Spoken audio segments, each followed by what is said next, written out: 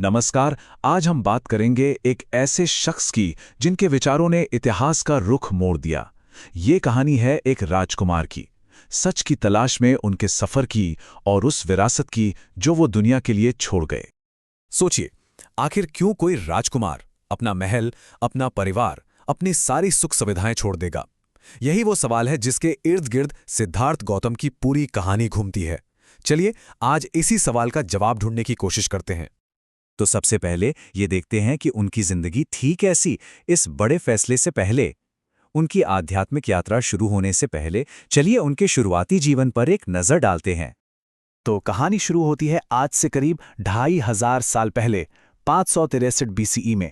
आज के नेपाल में जो लुम्बिनी है, वहां शाक्य वंश के मुखिया के घर एक बेटे का जन्म हुआ जिनका नाम रखा गया सिद्धार्थ। मतलब एक शाही परिवार में उनकी पैदाइश हुई।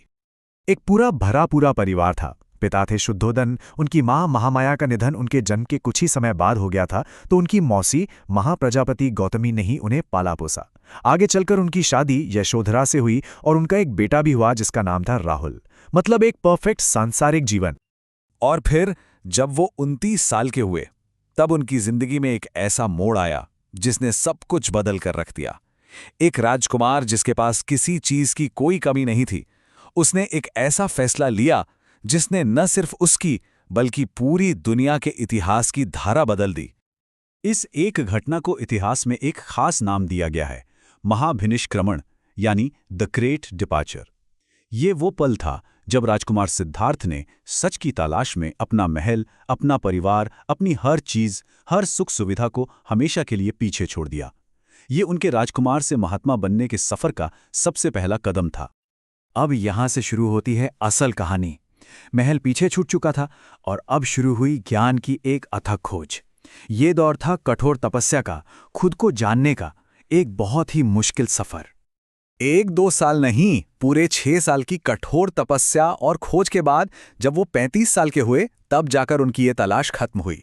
यही वो उम्र थी जब उन्हें उन सारे सवालों के जवाब मिले जिन्हें वो सालों से ढूंढ रहे थे। उन्हें परम ज्ञान की प्राप्ति हुई। और ये ऐतिहासिक पल आया बिहार के बोधगया में, निरंजना नदी के किनारे एक पीपल के पेड़ के नीचे, और दिन था वैशाख पूर्णिमा का। जानते हैं, इसी घटना के बाद वो पीपल का पेड़ बोधि वृक्ष के नाम से मशहूर हो गया और सिद्धार्थ बुद्ध कहलाए। बुद्ध का मतलब है जिसे ज्ञान प्राप्त हो गया हो। अब देखिए, ज्ञान तो मिल गया, लेकिन बुद्ध ने इसे सिर्फ अपने तक नहीं रखा। उन्होंने तय किया कि इस ज्ञान को, इस रास्ते को वो दुनिया के साथ बांटेंगे। और यहीं से उनके एक शिक्षक के रूप में सफर की शुरुआत हुई। इस शुरुआत को कहते हैं धर्म चक्र प्रवर्तन। इसका मतलब है धर्म के पहिए को गति देना। असल में ये उनके पहले उपदेश, उनके फर्स्ट समन का जिक्र है, जब उन्होंने पहली बार अपना ज्ञान लोगों तक पहुंचाया। तो उन्होंने अपना पहला उपदेश दिया बनारस के पास सारनाथ में। मकसद साफ था, लोगों को ज्ञान का रास्ता दिखाना। और जानते हैं सबसे खास बात क्या थी? उन्होंने उस जमाने के विद्वानों की भाषा, संस्कृत की जगह पाली भाषा चुनी, जो आम लोगों की भाषा थी, ताकि उनकी बात हर किसी तक सीधे सीधे पहुंच सके। करीब 45 सालों तक वो पैदल चले, लोगों को सिखाते रहे, और फिर 483 बीसीई में 80 साल की उम्र में उत्तर प्रदेश के कुशीनगर में उनका शरीर शांत हो गया। इस घटना को महापरिनिर्वाण कहा जाता है, मतलब परम मुक्ति। बुद्ध तो चले गए, पर उनकी बातें, उनकी टीचिंग्स, उनका सफर तो बस शुरू ही हुआ था। तो फिर सवाल ये उठता है कि वो कौन सा तरीका था जिससे उनकी बातें हजारों साल बाद भी हम तक पहुंची? इसका जवाब मिलता है बौद्ध संगीतियों में। ये वो बड़ी बड़ी बैठकें या काउंसिल्स थीं जहां बुद्ध के फॉलोअर्स ने उनकी सारी बातों को एक साथ इकट्ठा किया, उन पर चर्चा की और आने वाली पीढ़ियों के लिए सहेज कर रखा। अब देखिए, जब कोई विचार फैलता है तो उस पर अलग अलग राय भी बनती हैं। दूसरी बौद्ध संगीति में ऐसा ही कुछ हुआ।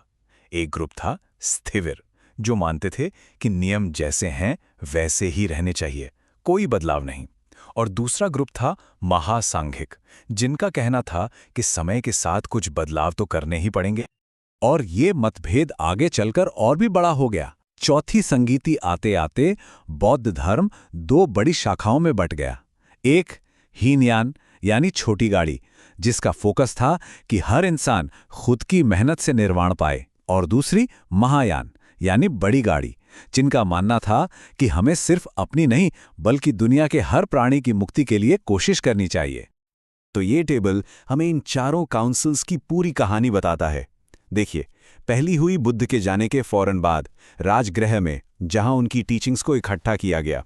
फिर 100 साल बाद वैशाली में, जहां पहला बंटवारा हुआ। तीसरी हुई महान सम्राट अशोक के दौर में पाटलिपुत्र में, और आखिर में पहली सदी में कुंडलवन में कनिष्क के समय, जहां हीनयान और महायान का बड़ा विभाजन हुआ। तो कुल मिलाकर इन्हीं काउंसिल्स ने बुद्ध की कई बातों को एक संगठित धर्म का रूप दिया। यहीं पर उनकी शिक्षाओं को लिखा गया, उन पर बहस हुई और उन्हें संभाल कर रखा गया। और इसी की वजह से ये विरासत हजारों साल का सफर तय करके आज हमारे बीच है। एक राजकुमार के बुद्ध बनने की ये कहानी हमें बहुत कुछ सिखाती है, लेकिन सबसे बड़ा सवाल आज भी वही है कि आखिर 2500 साल गुजर जाने के बाद भी बुद्ध की बातें आज की इस भागदौड़ भरी जिंदगी में इतनी जरूरी और रेलेवेंट क्यों रखती हैं? इस पर सोचिएगा जरूर।